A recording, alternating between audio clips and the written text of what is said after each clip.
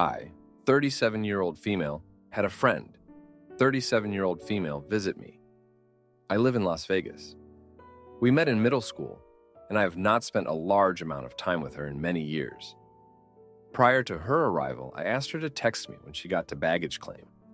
Over an hour had passed after her flight landed, and I did not hear from her. I called her, no answer.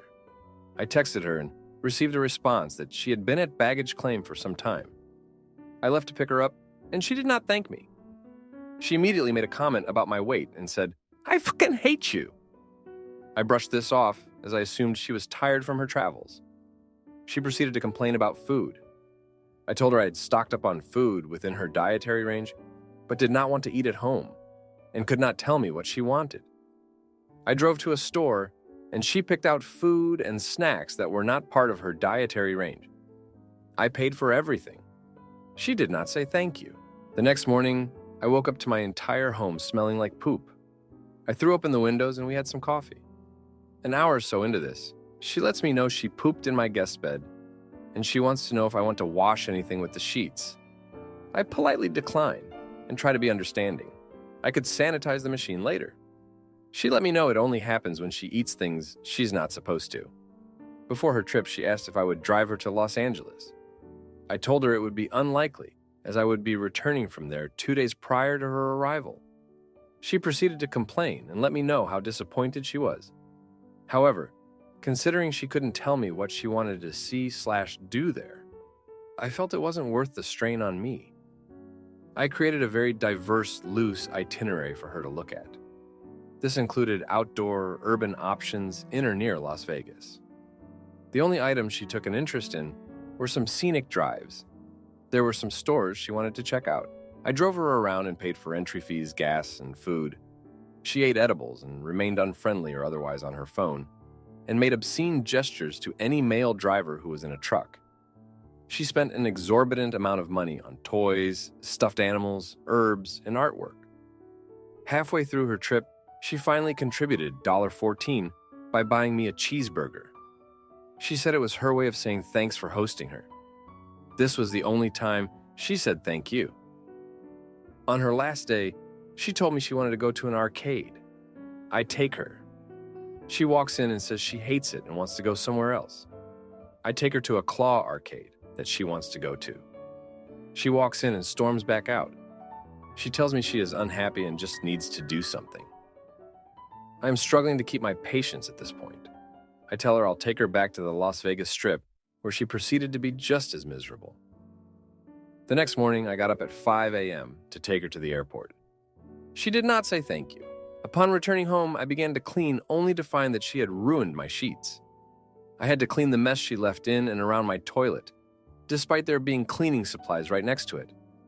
She also took with her some accessories I let her borrow on one of our nights out. I really tried to keep my cool. I'm not mad that she ruined the sheets. I'm mad that she was ungrateful and mean-spirited. In the end, I spent several $100s on her visit, and she bought me a cheeseburger and ruined my sheets. I did not enjoy her company. I felt like I was hanging out with a rotten child. At what point is a friendship no longer worth the effort it takes to maintain? Now, for a few comments before the update. Comment 1. Sounds like a really terrible trip. She really messed up with her attitude. I'd say that since she ruined the friendship herself with all of her complaining and immature behaviors, a short and polite message would be enough. Say that both of you have changed and you don't think the friendship is possible anymore. Comment 2. Man, she really messed up? LOL, I would just distance myself from her. As a Las Vegas local, I know that people always want to visit, but don't realize that we are not on vacation, and that if they can't afford to be on vacation, they shouldn't be coming on a vacation. Now, for the update. Thanks for sticking around after my last post. So, things got even more out of hand after that. You won't believe what happened next. Just when I thought I could breathe a sigh of relief, my friend called me up crying. She said she lost her wallet and begged me to look for it. I found it under the couch, with over $200 missing. I didn't want to accuse her, but it was just too much of a coincidence. I sent it back to her without mentioning the money, hoping she'd own up. She didn't. Meanwhile, my neighbor, who's always been nosy, started asking questions about my friend. Turns out, she saw her sneaking around late at night. I didn't want to think the worst, but it was clear my friend was hiding something. I confronted her over the phone, and she finally admitted she'd met someone online and was sneaking out to see him. I was furious she'd used my place like some kind of motel. The next day, I got a call from my bank. There were charges on my credit card that I didn't recognize. I had let her use my computer to check her email, and I guess she saw where I kept my card details. I felt so betrayed. I had to cancel my card and dispute the charges. It was a mess. I tried to focus on work to keep my mind off things, but my boss noticed I was distracted. He pulled me aside and said he needed me at my best, especially since we were at the risk of losing a major client. I apologized and promised to sort things out. That weekend, I decided to have a garage sale to clear my head and make some space. I sold a few things, but then I realized my friend had left a bunch of her new purchases at my place. I sold them, thinking she owed me at least that much. She found out through a mutual friend and blew up my phone, accusing me of stealing from her. I couldn't believe the nerve of her. I was already dealing with enough, but then my car started acting up. I took it to the mechanic, and he said it was going to cost a fortune to fix. Apparently, my friend had been rough with it when we went on those scenic drives. I was at my wit's end. I tried to reach out to her one last time to salvage whatever was left of our friendship, but she just laughed and said I was too sensitive. That was the last straw. I told her our friendship was over and hung up. I spent the next few days feeling down, but then I realized I was better off without her toxicity. I focused on work, and we managed to keep the client, which was a huge relief. I started going to the gym again and even met some nice people there. But just when things were looking up, I got a letter in the mail. It was from my friend, or should I say, ex-friend. She was threatening to sue me for the items I sold at the garage sale. I couldn't believe it. I had no choice but to hire a lawyer. The whole ordeal was draining, both emotionally and financially. The lawyer fees piled up, and in the end I had to settle with her out of court. It left a sour taste in my mouth. I was out of money, my trust in people was shattered, and I had to deal with the fallout of a ruined friendship. Looking back, I should have seen the red flags. I was trying to be a good friend, but she was just taking advantage of me. It's hard to admit, but sometimes you just have to cut people out of your life for your own good. Thanks for reading this update. It's been a rough couple of weeks, but I'm getting through it. My boyfriend ignores me for video games and lets his ex crash on our couch. So I kick him out and show him who's boss by turning his gaming room into a nursery for the baby he didn't want. Some background. My 24 years old female and boyfriend 25 years old male have been dating for almost 2 years. We are still in college and I live in an apartment off campus. And he basically lives here too at this point. It's a shared apartment, so we keep his Xbox in my bedroom so we don't disturb my roommates. He plays video games with his friends almost every night. It can be kind of disruptive with the yelling at the TV some nights, but I don't want to be that kind of girlfriend.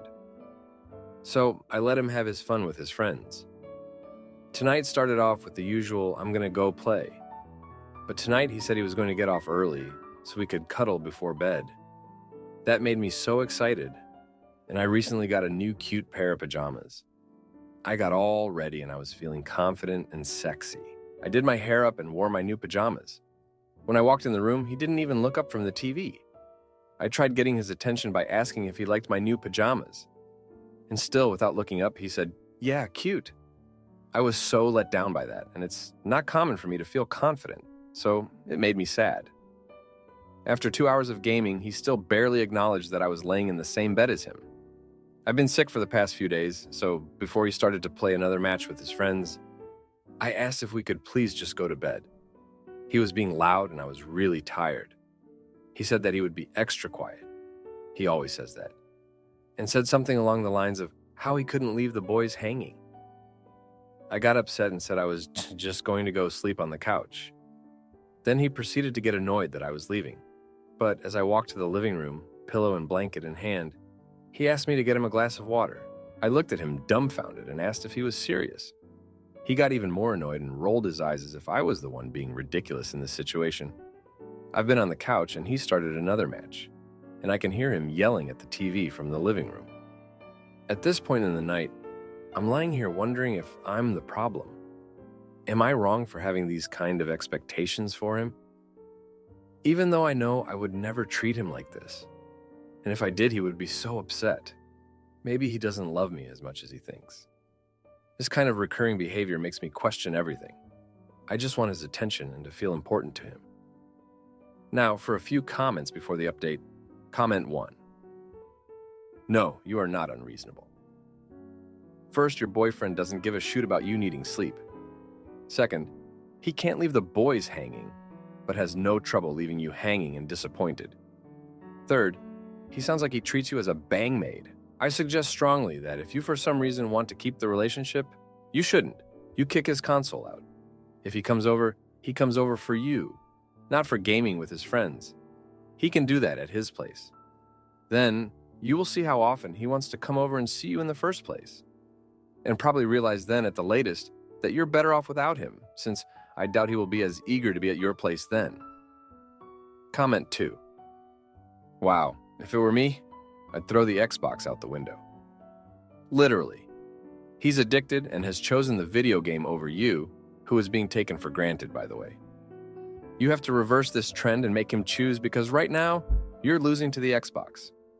At a minimum, get the Xbox out of your bedroom. Now for the update.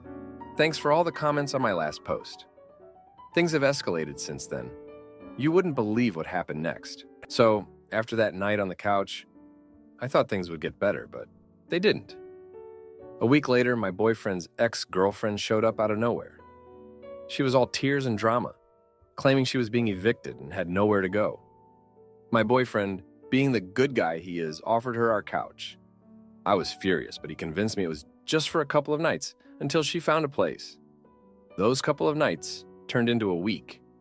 She was always around, wearing his shirts, cooking him breakfast, and I caught him comforting her more than once. It was like I was invisible in my own apartment. I tried to talk to him about it, but he said I was overreacting and being jealous for no reason. Then, one night, I came home early from class to find them too close on the couch, laughing at some private joke. I lost it. I told her to leave, but my boyfriend defended her, saying I was being unreasonable and that she was going through a tough time. I felt betrayed, but I didn't want to be the bad guy, so I let her stay. The next day, I found out she had been lying. She wasn't evicted. She had been staying with a friend and they had a fight. She used my boyfriend to get back at her friend. When I confronted him with the truth, he apologized, but the damage was done. She left, but the trust between us was broken. I thought that was the worst of it, but then my roommate dropped a bombshell. She was moving out and she had known for a month but didn't tell me because she didn't want to stress me out with everything else going on. Now I had to find a new roommate or face paying double the rent.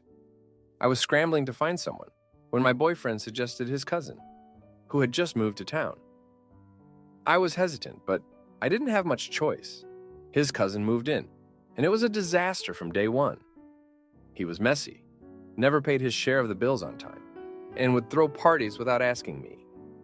I was at my wit's end. I felt like my home was no longer mine, and my relationship was hanging by a thread. I tried to talk to my boyfriend about it, but he just brushed off my concerns, saying his cousin was family and we had to help him out.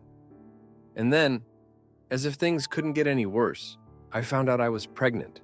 I was terrified. I didn't know if I was ready to be a mother, especially with everything else going on. When I told my boyfriend, he was shocked, but then said we'd figure it out together. But instead of things getting better, they got worse. My boyfriend started staying out late, avoiding the apartment, and when he was home, he was distant. I felt alone and scared. I didn't know what to do or who to turn to. In the end, I decided to keep the baby. It was a hard decision, but I felt it was the right one for me. My boyfriend said he supported me, but I could tell he was scared too. We were both just trying to hold on to what we had, even though it felt like everything was falling apart. So here I am, trying to make the best of a terrible situation. I'm going to be a mom, and I'm going to have to figure out how to do it mostly on my own. It's not what I planned, but I'm accepting it. I just hope I can be strong enough for my baby. Thanks for reading. My husband's dad has mocked him for 8 years straight. So I recorded every insult and played it at his prestigious work event for everyone to hear. I have been with my husband for 8 years now, and his father has always tried to tear him down. 20 minutes after meeting his father 8 years ago, his father asked me, "How do you like being with someone so lazy?" There was not a trace of sarcasm. I was shocked and said as evenly as I could, "Actually, it's really nice being with someone who can get me to relax."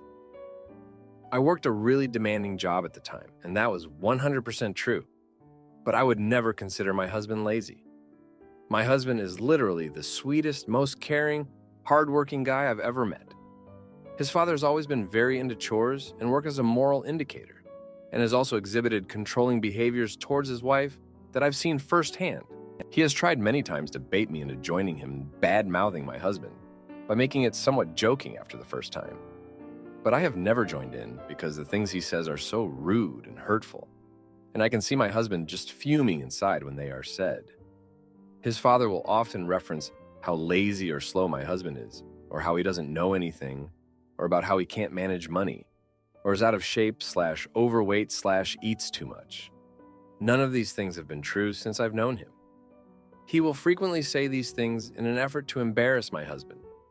We often talk about it later, and I try to bolster my husband's self-esteem as best I can. But it's clear it's not a joke to him, and this has been going on for a very long time. My husband has started going to therapy, and while I think his father loves him, he's always very verbally rough with him. And I don't think it's going to change without intervention. It's really hard to witness, though. My husband has asked me not to intervene, in fears of making the comments worse.